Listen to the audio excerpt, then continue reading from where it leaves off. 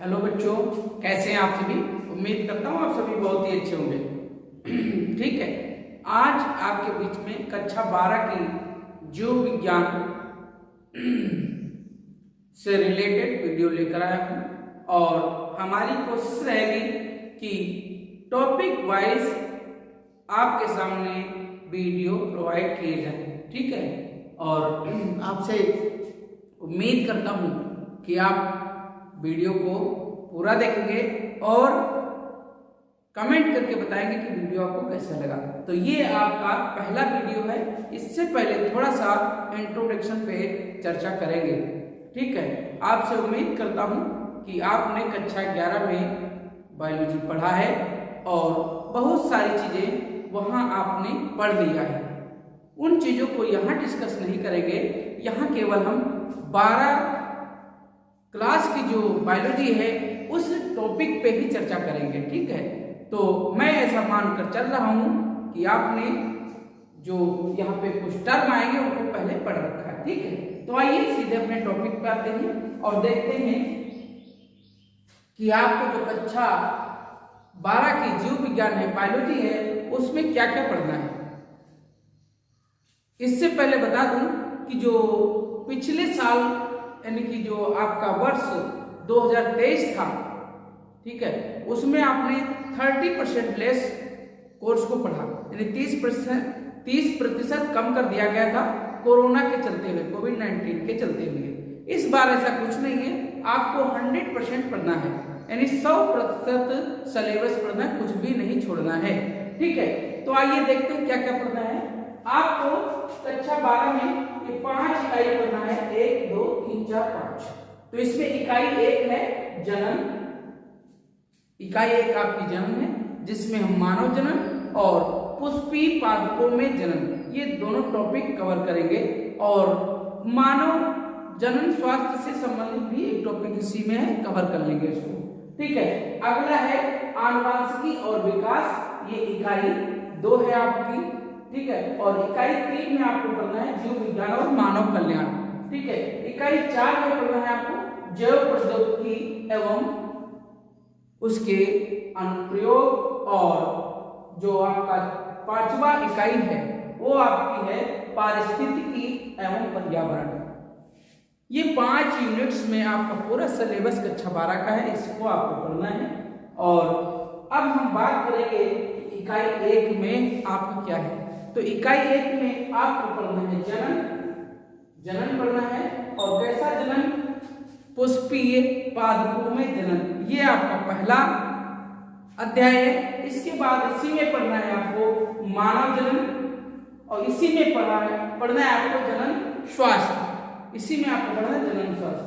तो आज का जो हमारा पहला टॉपिक है वो पुष्पीय पौधों में जनन, यानी कि ऐसे पौधे जिनमें फूल होते हैं और उनमें जनन आपको पढ़ना है।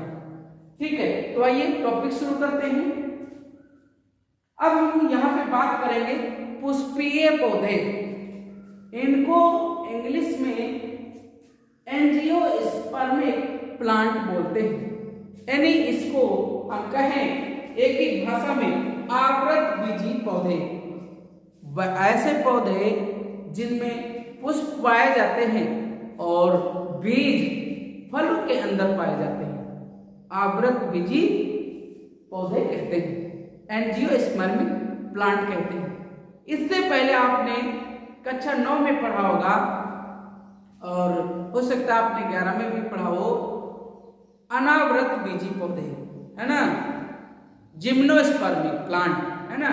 उसमें क्या होता था कि आपने देखा होगा जो बीज होते थे, जो सीड होते थे, वो नग्न अवस्था में पाए जाते थे। ठीक है, तो वो अलग बात है। यहाँ आप पढ़ेंगे एंजियोस्पर्मिक प्लांट, आवृत बीजी पौधे, ऐसे पौधे जिनमें पुष्प पाए जाते हैं और उसमें जो बीज बनते हैं वो फलों के अंदर बनते हैं। ठीक है, इसमें कंप्लीट पुष्प पाया जाता है। ठीक है, इसीलिए इनको कहा गया है पुष्पीय पौधों में जनन। ठीक है, तो आइए अपना टॉपिक शुरू करते हैं। ये था थोड़ा सा परिचय। अब इसमें जो पुष्पीय पौधों में पहला टॉपिक है वो पुष्प है। हम देखेंगे पुष्प क्या है।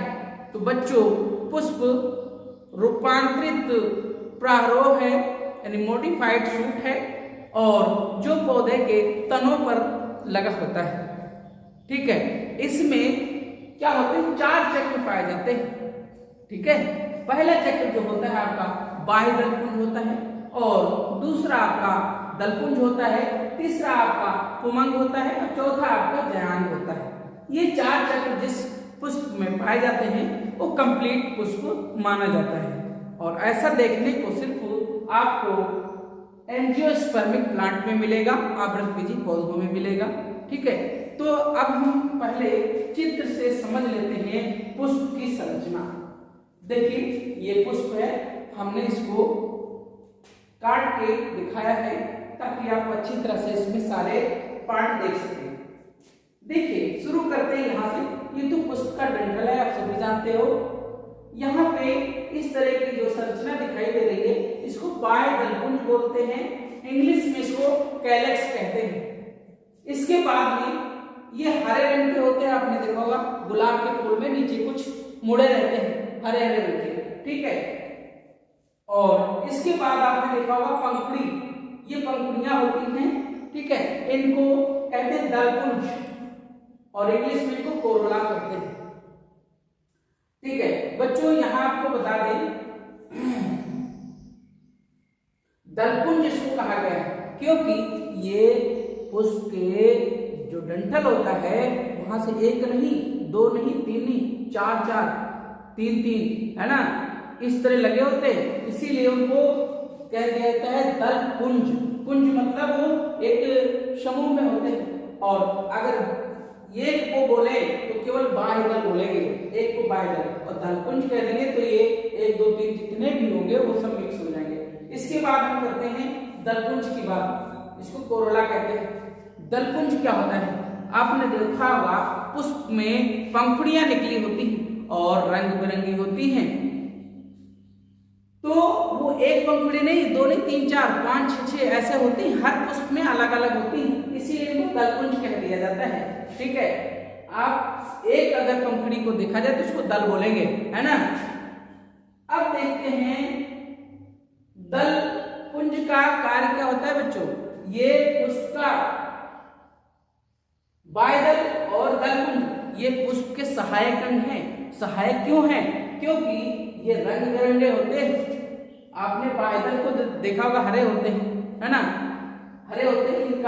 इनका एक कार्य आप जान के आश्चर्यचकित हो जाएंगे, प्रकाश संश्लेषण में भी भाग लेते हैं। और इसके अलावा दलपुंज और बाह्यदल ये कीट पतंगों को आकर्षित करते हैं परागण के लिए, है ना, क्योंकि रंग बिरंगे होते हैं। आप भी पुष्प की ओर खींचे चले जाते हो, उसके कलर को देखकर, उसकी गंध देख सूंघ कर, है ना, उसकी गंध इतनी कुछ पुष्पों की अच्छी होती है कि आप चले जाते हो। तो ये क्या है, ये जो दलपुंज हैं और बाह्यदल ये रंगीन होते हैं कीट पतंगों को आकर्षित करने के लिए, है ना। और आपने देखा होगा कि ये दिन में जितने पुष्प आपको दिखेंगे, दिन में खिलने वाले पुष्प, वो उनके जो दलपुंज होते हैं और ये बाह्यदल होते हैं एक कलरफुल होते हैं। ठीक है, क्योंकि दिन में दिखते हैं सभी को इसलिए कलरफुल होते हैं, लेकिन रात में जो पुष्प होते हैं अधिकतर आपने देखा होगा वो व्हाइट कलर के होते हैं और उनमें गंध होती है, विशेष प्रकार की गंध होती है जिससे मनुष्य क्या कीट पतंगे सब उनकी ओर आकर्षित हो जाते हैं। तो वो क्योंकि रात में दिखाई नहीं देते इसलिए व्हाइट होते हैं और एक उनमें गंध होती है। चलिए ठीक, यहाँ तक बात हो गई। इसीलिए दलपुंज को और बाह्य दलपुंज को सहायक अंग कहा गया, किसके, पुष्पों के। और पुष्प होता क्या है, पुष्प रूपांतरित प्रारोह है जो तने पर स्थित होती है और ये जनन अंग है, पौधे का जनन अंग है। ठीक है, ठीक है, तो ये प्रजनन के लिए जिम्मेदार होता है। इसमें आपने जो पहला चरण देखा वो है बाह्यदल और दूसरा जो है दलपुंज है और तीसरा जो आएगा वो पुमंग आएगा जिसको इंग्लिश में एंड्रोसियम बोलते हैं। यहाँ घबराना नहीं है, आप पहले देख लो, ये संरचनाएं दिख रही है आपको, ये क्या है, पुमंग है। और ये एक नहीं 2, देखो ये हर पुष्प में अलग अलग होती है, किसी में 3 होते, किसी में 4 होते, किसी में 5 होते। इसमें आपको हमने दिखाया 1 2 3 इधर दिखाया आपको। ठीक है, तो इन तीनों का जो समूह होता है यानी 2 3 का समूह जो होता है वो पुमंग कहलाता है, एंड्रोसियम।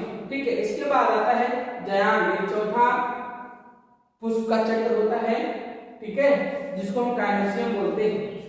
तो ये आप समझ गए, कंप्लीट पुष्प में 4 चक्र देखने को मिलते हैं, एक बाह्यदल, दूसरा दलपुंज, तीसरा पुमान, चौथा जयान, ठीक है। ये आपका बाह्यदल और दलपुंज ये पुष्प के सहायक जननांग हैं और पुमान और जयान ये जनन में भाग लेते हैं, ठीक है।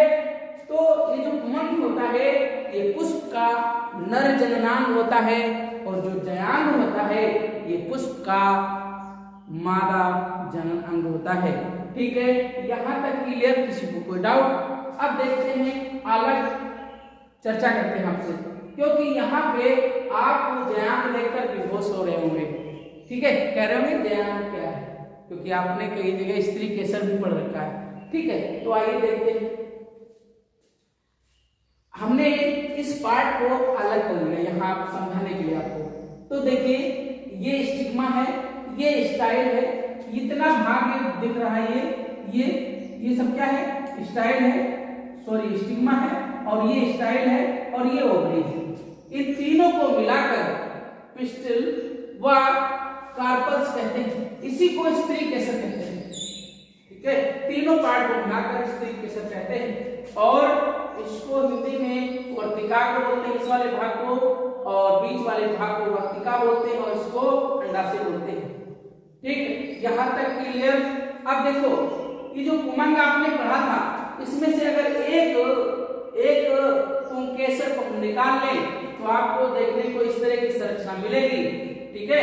यहाँ पे इस तरह की संरचना देखने को मिलेगी, इसको बोलते हैं परागकोश, इसको बोलते हैं परागकोश, क्योंकि इसी में परागकण भरे होते हैं। हिंदी में इसको, इंग्लिश में इसको एंथर बोलते हैं, और ये इसको फिलामेंट बोलते हैं। फिलामेंट को हिंदी में तंतु बोलते हैं, क्योंकि ये लंबा सा धागे से संरचना होती है, और एंथर एक ट्यूब जैसी संरचना होती है जिसमें परागकण ठसाठस भरे रहते हैं। एक जो आपका पुमंग है उसको पुंकेसर बोलते हैं, और ये पौधे का नर जनन अंग है, ठीक है बच्चों। ये था टॉपिक हमारा पुष्प की संरचना, ठीक है। तो पुष्प की संरचना आप समझ गए, ठीक है। एक कंप्लीट पुष्प है, इसमें आपको 4 चक्र देखने को मिल रहे हैं, ठीक है, जिसमें आपको बाह्यदल और दलपुंज ये आपके जनन में सहायक अंग हैं, ठीक है, और जयान और पुमंग ये प्रजनन में भाग लेते हैं, ठीक है। जिसमें आपने देखा जयान क्या है? पुष्प का मादा जनन अंग है, और जो पुमंग है ये पुष्प का नर जनन अंग है। तो ये था एक छोटा सा वीडियो आपके सामने जो मैं लेकर आया। आपका जो हमने इकाई शुरू किया है वो इकाई 1 है जनन, और इसमें जो आपका अध्याय चल रहा है वो है आपका पुष्पी पौधों में जनन। तो हमने सबसे पहले जो टॉपिक देखा वो पुष्प देखा। पुष्प क्या है, ये कहाँ होता है, और इसमें कितने चक्र होते हैं, और किस चक्र का क्या कार्य है, ये आपको हमने बता दिया। अब अगला जो टॉपिक हमारा आएगा वो आएगा नर व मादा युग्मविद का विकास, यानी युग्मकों का विकास, ऐसा हमारा टॉपिक आएगा, ठीक है। तो आशा करता हूं आपसे पुष्प की संरचना आपको समझ में आ गई होगी। अब अगला जो हमारा टॉपिक होगा नर एवं मादा युग्मोद्भिद का विकास, इसके बाद परागण पढ़ेंगे, उसके प्रकार पढ़ेंगे, और इसी तरह से आगे टॉपिक बढ़ता जाएगा, ठीक है। तो आप कमेंट करके बताएंगे वीडियो आपको कैसा लगा, ठीक है बच्चों। मिलते हैं नेक्स्ट वीडियो में, तब तक के लिए धन्यवाद।